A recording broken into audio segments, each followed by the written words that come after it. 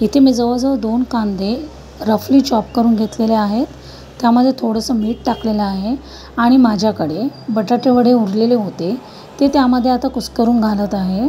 तुम्ही तुमच्याकडे जर उपलब्ध असेल तर भाजी बटाट्याची भाजी सुद्धा घालू शकता। मी इथे माझ्याकडे बटाटे वडे उरलेले होते ते त्यामध्ये घातलेले आहेत।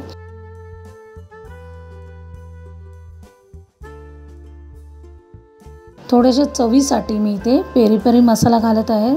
जवळजवळ पाव चमचा मी इथे पेरी पेरी मसाला घातलेला आहे।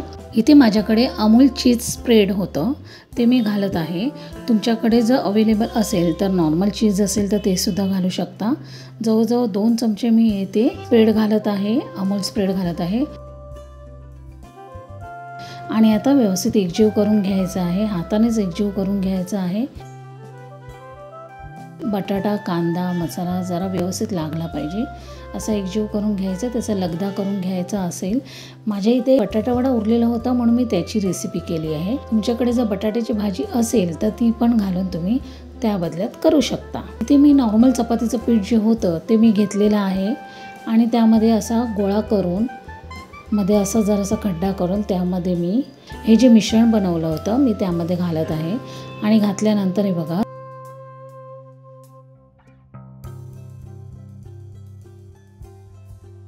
चपातीचं पिठाचं जे तोंड आहे ते असं व्यवस्थित बंद करून घ्यायचं आहे आणि हाताने दाबून नॉर्मल पीठ लावून आपण जशी चपाती लाटतो तसा पराठा लाटून घ्यायचा आहे। पण इथे लाटणी फिरवताना एकदम अलगद फिरवायची आहे। पराठा लाटून घ्यायचा आहे। कांदा असल्यामुळे पराठा फाटण्याची शक्यता असते त्यामुळे एकदम अलगद असं फिरवायचं आहे।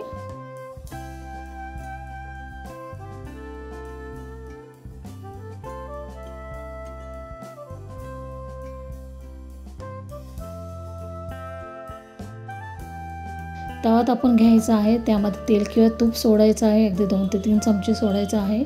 त्यानंतर लाटलेला पराठा असा व्यवस्थित हाताला घेऊन तव्यावर टाकायचा आहे। आता तव्यावर पराठा टाकल्यानंतर थोडंसं आपल्याला तेल घालावं लागेल, तेल किंवा तूप घालायला लागेल। जेवढं तूप घालाल तेवढा पराठा एकदम क्रिस्पी होतो, त्यामुळे मी इथे 3 ते 4 चमचे व्यवस्थित तूप घातलेलं आहे।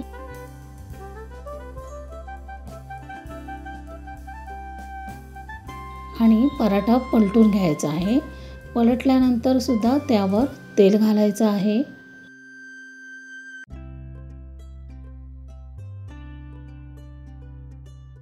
दोन्ही बाजूने पराठा एकदम क्रिस्पी व्हायला हवा। हा बघा एक बाजू एकदम व्यवस्थित शेकली गेली आहे। आता दुसरी बाजू पण त्याचप्रमाणे शेकायची आहे।